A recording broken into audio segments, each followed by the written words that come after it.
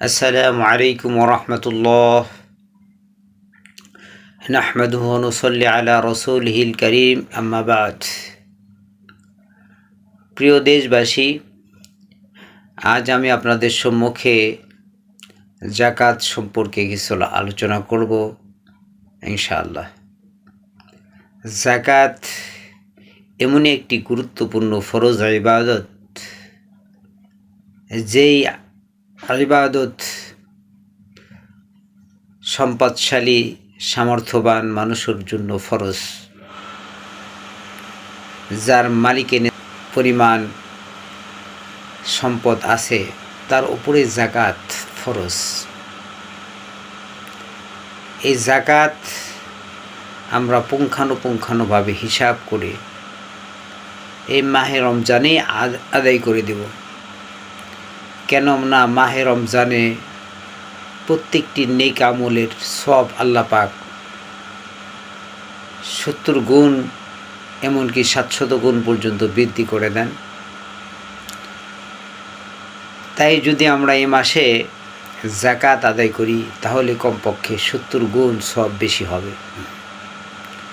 তাই এই মাসের মধ্যেই আমাদের ধন সম্পদের সম্পূর্ণ হিসাব করে পরিপূর্ণ যাকাত আদায় করে দেব। পরিপূর্ণ যাকাত যদি আমরা আদায় না করি তাহলে আমাদের মাহে রমজানের মতো মাস পেয়েও গুনাহ মাফ করানো সম্ভব হবে না। আল্লাহ পাক ওই সমস্ত ধনী মানুষের গুনাহ মাফ করবেন না যদি যাকাত পরিপূর্ণ আদায় না করা হয়। সমস্ত মানুষের গুনাহ মাফ হলেও যারা যাকাত পরিপূর্ণভাবে আদায় করবে না, আল্লাহ পাক তাদের গুনাহ মাফ করবেন না। পরিপূর্ণ যাকাত আদায় করে দেব। থাকার বাড়ি, ঘর বা নিজের প্রয়োজনীয় জিনিস যেগুলি, এগুলি হলো প্রয়োজনীয় আসবাব। এগুলি ব্যতীত অন্য যে সম্পদগুলি রয়েছে সে সম্পদগুলির হিসাব করতে। প্রয়োজনীয় আসবাবপত্র ব্যতীত অতিরিক্ত 1 লক্ষ টাকা আপনার থাকে,